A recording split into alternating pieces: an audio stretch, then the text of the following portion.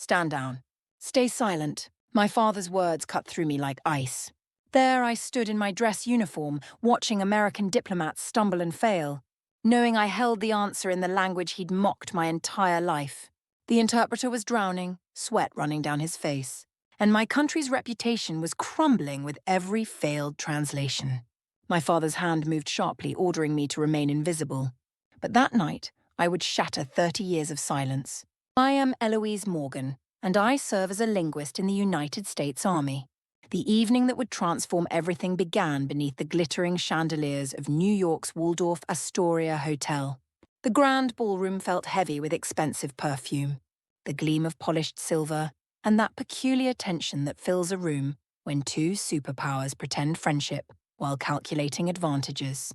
I stood precisely one step behind my father, Colonel James Morgan. My dress uniform pressed to perfection. My presence meant to be decorative rather than functional. The weight in that room was suffocating. American and Chinese flags stood tall like silent witnesses, observing every gesture, catching every hesitation. Earlier that evening, as we rode in the government SUV through Manhattan's glowing streets, my father had made his expectations clear. He repeated them again as we took our seats at the elaborate table. I was to be seen, never heard. In his eyes, I was furniture with medals, a symbol of military heritage, certainly not someone who belonged in the conversation. His voice had carried that familiar chill, the tone of a battlefield commander addressing a subordinate, never the warmth of a father speaking to his daughter. I had learned long ago to recognize the difference. Then General Xiao began to speak. His words didn't carry the polished, measured tones of Beijing broadcasts or official state announcements. Instead, his language rolled and dipped like waves against a shore, carrying the rhythm of fishing boats and salt air, the cadence of coastal villages where my grandmother once walked. Our lead interpreter, a man with decades of experience, leaned forward confidently at first. Then his expression crumbled. The words caught in his throat. His hands began trembling, and I watched a bead of perspiration trace a path down his temple as panic took hold. The silence that followed was devastating. You could feel the humiliation spreading across the American delegation like spilled wine on white linen. Our inadequacy laid bare for everyone to witness. My father's shoulders went rigid with embarrassment, and from where I sat, I caught his sharp gesture, that familiar command that had controlled my life for 3 decades. Stay in your place. Know your role. Disappear. But I understood every word the general was saying. This was the dialect my grandmother had sung to me in lullabies, the one she'd used to tell me stories of the old country while bread baked in her tiny kitchen.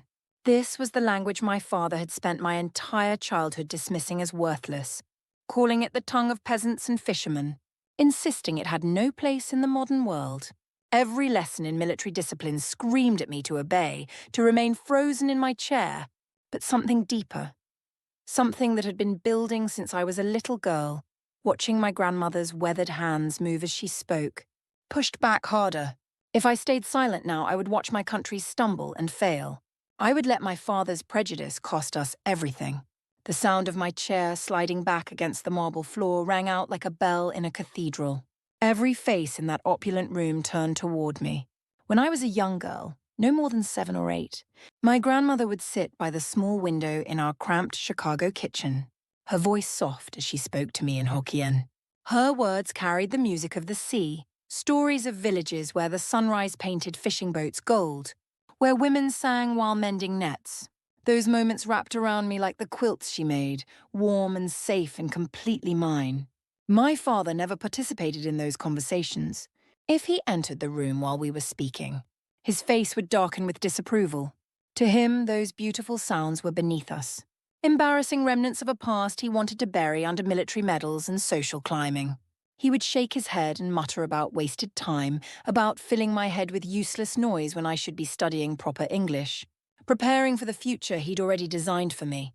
As I grew from a girl into a young woman, that distance between us became a canyon. His home office was a shrine to his plans for my life. Glossy brochures from West Point covered his desk in neat stacks. Training schedules were pinned to a board. Books about military strategy lined the shelves, waiting for me to become interested. He saw me as his successor, another Colonel Morgan to carry on the family tradition, to become the son he never had, dressed in a daughter's body. But every time I looked at those promotional materials, at those stone buildings and proud graduates, I felt like I was suffocating.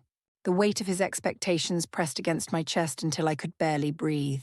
Yes, I wanted to serve my country. The call to protect and defend ran through my veins as surely as my blood. But not as his carbon copy, not as a reflection in his mirror. When I chose the Defense Language Institute in Monterey, California instead of West Point, I knew I was declaring war on his dreams.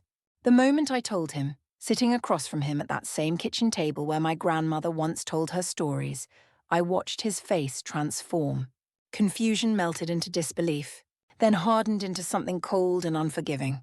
3 days passed before he called me at my barracks. His voice came through the phone line sharp as winter wind. What language had I chosen to study? When I answered Hokkien, the silence that followed felt endless. Then came the sound that still wakes me some nights. A laugh that wasn't really a laugh at all, but something bitter and dismissive. "You're destroying your career to learn to talk to fishermen and farmers," he said. "Your grandmother filled your head with fairy tales. And now you're throwing away your future for them." The line went dead. That sentence, those words exploded inside me like a grenade with a slow fuse. The damage was quiet but complete, and I carried those wounds into every single day that followed. Life at the Defense Language Institute was grueling. The soundproof booths where we practiced felt like pressure chambers, places where your mind either adapted or broke. You could taste the strain in the air as students from across the military wrestled with tones and grammar structures that required rewiring how we thought. My schedule blurred into endless repetition. Audio lessons until my ears ached. Flashcards spread across my narrow bed like tarot cards predicting a future only I believed in. And an instructor named Mrs. Chen who absolutely refused to let me coast. She recognized something in me during those first weeks, something beyond a student trying to pass a course. She saw someone sharpening a blade, forging a weapon from words my father swore would never matter. When my pronunciation stumbled, when the tones felt impossible, I thought of him laughing. When I pushed through, when I finally nailed a particularly difficult phrase, I thought of my grandmother's proud smile, proof that this language carried more than just sounds. It carried identity. It carried defiance. It carried love across generations. By the time I graduated, 18 months later, I understood something my father would never grasp. He had wanted me to become his mirror, reflecting his glory, his choices, his narrow path through the world. Instead, I had transformed into a compass, and my needle pointed toward a horizon he couldn't even see. The scrape of my chair against that marble floor violated the cathedral silence of the Waldorf's ballroom. Every distinguished head turned toward me, their eyes heavy with judgment and surprise. Who was this young woman, barely visible moments before, now daring to move without permission? My pulse thundered so loudly I was certain everyone could hear it. But when I opened my mouth, when I finally spoke, the Hokkien words flowed from me like water finding its course, smooth and certain, as if they had been waiting my entire life for this moment. The room turned to stone. General Xiao's dark eyes locked onto mine, sharp as a blade, unblinking and intense. For several heartbeats, the world stopped breathing. I felt my father shift in his chair beside me, his body coiling as he prepared to reassert control, to apologize for his daughter's outburst, to push me back into invisibility. His mouth opened, but before he could speak, General Xiao raised one hand. It was a small gesture, but it carried the weight of mountains. He didn't look at my father. He didn't acknowledge the stammering interpreter or the confused diplomats. His gaze remained fixed on me alone. When he spoke, his words in Mandarin were clear and deliberate, meant for everyone to understand. "From now on, I will speak only with her." The words landed like thunder in that glittering room. On our side of the table, I felt the collective shock ripple through the delegation. The sharp intake of breath from senior officers who had never imagined this scenario. My father's face drained of colour, turning the shade of old parchment. The control he treasured above all else, the authority he had wielded over me for 30 years, evaporated in a single sentence from a foreign general. For me, the silence that followed felt heavier than the crystal chandeliers overhead, pressing against my shoulders, daring me to crumble under its weight. I didn't. I stood straighter, my spine remembering every moment of military training, and held the general's penetrating gaze. My father's direct order had just been overruled by someone he couldn't intimidate or control. General Xiao settled back in his chair, his weathered face unreadable as carved stone. Then he spoke again in that rolling coastal dialect that had been my grandmother's gift to me. His words painted a picture of tides and time, of patient fishermen who understood that the sea answered to no man's schedule, that nets cast in arrogance caught only seaweed in shame. To most ears at that table it sounded decorative, perhaps poetic, but ultimately meaningless. But I recognized it immediately as a test. He was probing, checking whether I was merely a parrot repeating sounds, or if I truly understood the deep water we were navigating. I drew in a breath that came from my core, steadying myself. When I answered him in Hokkien, I didn't offer a direct translation or a simple response. Instead, I gave him a proverb my grandmother had taught me, one about bridges that could only stand when both shores committed their strength to the same foundation, when respect flowed both ways across the water. My tone remained formal and respectful, but I let him hear that I was unshaken, that I understood not just words but meaning, not just language but culture. I was showing him that the fishermen and farmers my father dismissed carried wisdom that conference rooms full of diplomats had missed. The silence that followed was different, charged with electricity rather than embarrassment. Around us, the American delegation heard only foreign sounds, mysterious and impenetrable. But General Xiao's eyes shifted, narrowing with surprise, then softening with something that might have been respect. In that moment, I transformed. I was no longer just a young soldier standing where she didn't belong. I had become an equal participant in a duel of meaning and nuance. He saw my grandmother in my voice, heard the coastal villages and fishing boats, and recognized them not as weakness, but as strength. The thread that connected me to something deeper than military rank had just become our bridge. They moved me quickly after the dinner concluded, whisking me past the glittering ballroom with its swirling gowns and clinking glasses, into a waiting black car that carried me through the night to the embassy. The halls there were different, sterile and stripped of glamour, the air sharp with recycled conditioning and the metallic taste of security. A Marine guard opened the door to a conference room where the real work would begin. Maps covered the walls, showing disputed shipping lanes and territorial waters that had been contested for decades. At the head of the table sat Lieutenant Colonel Daniel Reed, the man who had become my new commanding officer. His eyes carried skepticism from the moment they found me, doubt written in every line of his face.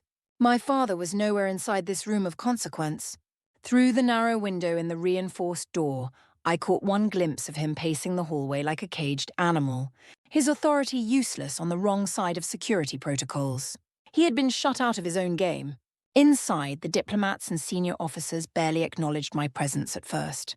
To them, I was an anomaly, a specialist seated where lieutenants and majors should be. I pulled out a fresh notepad, my pencil ready, and began to really listen. Not just to words, but to the spaces between them, to the subtle shifts in tone that suggested flexibility, to the formal phrases that actually meant the opposite of their literal translation. At first, Lieutenant Colonel Reed watched me with that same doubt, the weight of a career officer expecting me to fail spectacularly. But as I began sliding notes across to him, written in my careful handwriting, explaining not just what was being said, but what was really meant, I watched his posture transform.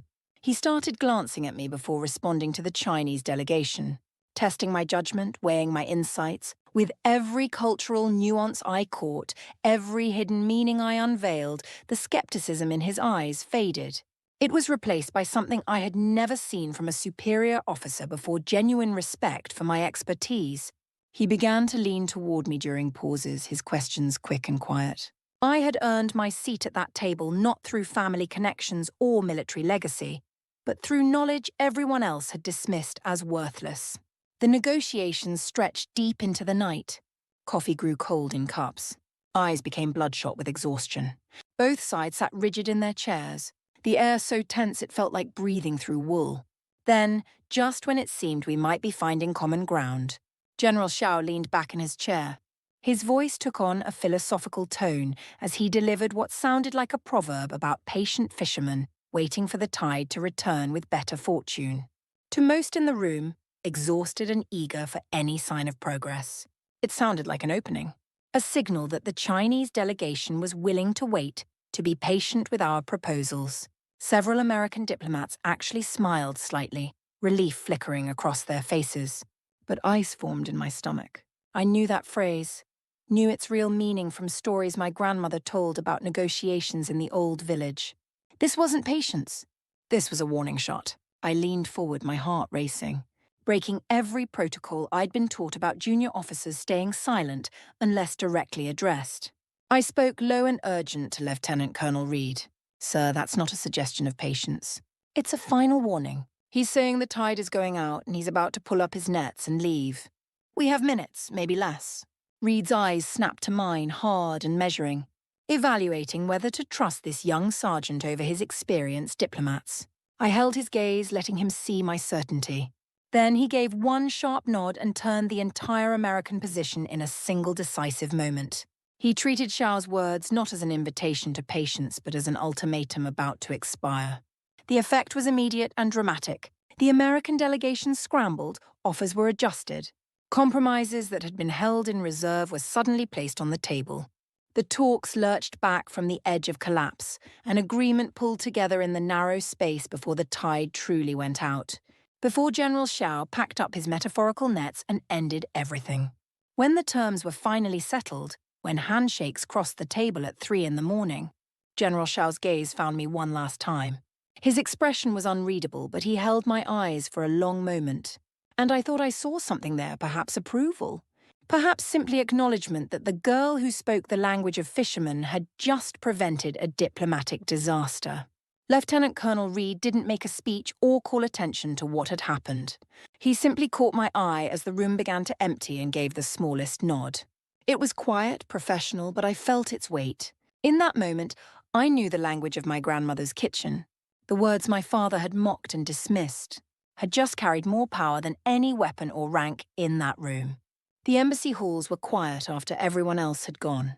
That particular kind of silence that made every footstep echo like judgment. I was finishing my after-action notes, my hand cramped from hours of writing, when a shadow fell across my desk. I knew who it was before I looked up. My father stood over me, his face carved from stone, his voice low and controlled with barely contained fury. "I trust the talks were productive," he said. But it wasn't really a question. It was an order disguised as conversation, a demand that I explain myself, that I justify my disobedience. He was trying to reframe everything, to make it seem as if my involvement had been his plan all along, as if I had simply performed a role he had orchestrated. The same game he had played my entire life, taking credit for my achievements while punishing me for my independence. I kept my eyes on my notepad, my voice steady and professional. The objective was met, sir. I used the words of military protocol, the language he had drilled into me since childhood. But now, for the first time, those words became my shield instead of his weapon. He didn't accept it. His jaw tightened, the muscle there jumping with suppressed anger, and he leaned closer, his voice dropping even lower, taking on that dangerous tone I remembered from childhood corrections. "Consider this a direct debrief, Sergeant. I want full details." But this wasn't about national security or military intelligence. This was about control, about forcing me back into the role of his daughter, making me small again, manageable again. I drew in a breath, ready to remind him that he was outside my chain of command now, that I didn't answer to him anymore, that his rank meant nothing in this room. But I never had to say the words. The sound of boots striking the floor announced Lieutenant Colonel Reed's arrival. He appeared at the end of the hallway like a guardian angel in combat dress, walking toward us with deliberate, measured steps. He didn't even glance at me. His eyes locked on my father as he positioned himself between us. "What's happening here, Colonel?" His voice was even but immovable. A wall built from words. My father straightened, his shoulders pulling back into parade position. That automatic response to a challenge from another officer. "I'm debriefing my specialist," he answered, his tone carrying the authority he'd used to intimidate junior officers for decades. Reed didn't even blink. His response was immediate and final. "No, you are not. Sergeant Morgan reports to me. If you have questions about tonight's operation, you will submit them through proper channels like any other officer." The words hit harder than any physical blow could have. Reed wasn't just defending me or following protocol. He was cutting the invisible chains my father had wrapped around me since birth. The ones that said I belonged to him before I belonged to the army or even to myself. My father's face went through a series of transformations: shock, rage, humiliation, and finally a cold acceptance. For the first time in my life, I saw him not as the towering figure who had controlled my world, but as a man who had just discovered his reach had limits. The silence stretched between them like a contested border before he forced out a single word through clenched teeth. Crystal. He turned on his heel with military precision and walked away, his stride stiff with wounded pride. His authority revealed as hollow the moment someone stronger stood against it. Reed watched him go, then gave me the smallest nod, professional and calm, before walking away in the opposite direction, leaving me alone in that fluorescent-lit hallway. My eyes burned with sudden heat, and I felt a single tear slide down my cheek before I could stop it. But it wasn't sadness. It was release. It was 30 years of wait finally breaking free. In that sterile embassy corridor, surrounded by the hum of ventilation and the distant sound of security radios, I realized the order to remain silent had been shattered forever. I was no longer his reflection, no longer the failed son he tried to create from a daughter. I was my own voice, and that voice had just changed the course of nations. The Arizona sun was sharp and unforgiving. Nothing like the humid tension of that New York night. At Fort Huachuca, the ceremony was intimate, just 24 soldiers standing in neat rows, the flag snapping in the desert wind like applause. When Lieutenant Colonel Reed pinned the Army Commendation Medal to my chest, the small weight of it felt heavier than my entire past. He read the citation aloud, his voice carrying across the parade ground. Words about cultural insight and exceptional performance under pressure. About preventing diplomatic failure through linguistic expertise. As he spoke, I felt my story being rewritten in front of witnesses. There was no mention of fishermen or farmers, no reference to a grandmother's lullabies or a father's mockery, only recognition that what I had carried within me, what I had protected and nurtured despite opposition, had changed the course of international negotiations. A week before the ceremony, my father had sent an email. It arrived at 3 a.m., as if he'd struggled with it for hours before hitting send.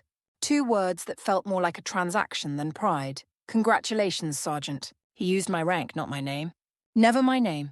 For a long moment, I stared at the screen, waiting to feel something. Waiting for more words to appear. For some acknowledgement of what those 2 words cost him. Nothing came. I deleted the message and felt strangely light, as if I'd finally set down a weight I'd been carrying so long I'd forgotten it wasn't part of me. The desperate chase for his approval that had defined my childhood, my adolescence, even my early military career, was finally over.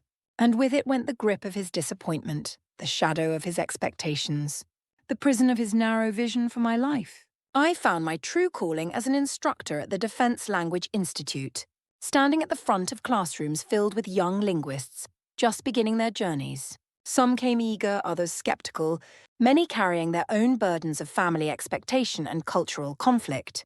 I told them what no one had told me. That language is not just grammar rules and vocabulary lists. It lives in the pauses between words, the tone that changes meaning, the cultural weight that no dictionary can capture. I taught them that what seems small or dismissed by those in power can carry the ability to shift entire conversations, entire conflicts, entire futures. The dialect my father had laughed at, the words he'd called useless noise, had done more than prove him wrong. It had turned me into an asset at the precise moment my country needed one. It had saved a negotiation balanced on the edge of collapse. The language of fishermen and farmers, of grandmothers and coastal villages, had become a tool of diplomacy more precise than any weapon, more powerful than any rank. As I looked at the new stripes on my sleeve, as I watched my students struggle with tones and meaning the way I once had, I knew I no longer stood as anyone's reflection. I had become my own compass, and it was pointing toward a future I was creating with every word I taught, every barrier I helped another soldier break. Looking back now, years later, that night at the Waldorf Astoria taught me more than any military manual or leadership course ever could. It showed me that silence can be given as an order, but it can also become a prison we lock ourselves inside. The moment I chose to break that silence to trust my voice over his command, everything changed. The language my father dismissed as worthless became the very thing that saved a crucial negotiation and redefined my place not just in that room but in my own life. The night he called my heritage useless was the night I sharpened it into something powerful. He had raised me to be his mirror, reflecting his choices, his values, his narrow path through the world. But mirrors only show what stands before them. I became a compass instead, pointing toward a future he never imagined. Could never imagine because he'd limited himself to seeing only rank and protocol, never the wisdom that lives in the words of ordinary people. That choice didn't just alter my military career. It freed me from a lifetime of chasing approval that was never going to come. From trying to earn love that came with so many conditions, it wasn't really love at all. It taught me that sometimes the most important act of service isn't following orders, but knowing when to break them. Sometimes protecting your country means defying your commander. Sometimes the greatest strength comes from the very things others call weakness. Now I want to ask you something, and I want you to really think about it. If you were in my position that night, if you held the answer while watching your country fail, would you have obeyed and stayed silent? Or would you have stood up, risked everything to save the moment? Have you ever been written out of your own story? Has someone with power over you ever tried to make you smaller, quieter, less than you truly are? Tell me about the moment you found your voice again. The instant you chose to be heard despite the consequences. Share it in the comments because stories like yours, stories like mine, are what remind us all that sometimes the hardest defiance is simply choosing to speak your truth. Sometimes the most revolutionary act is refusing to be silent.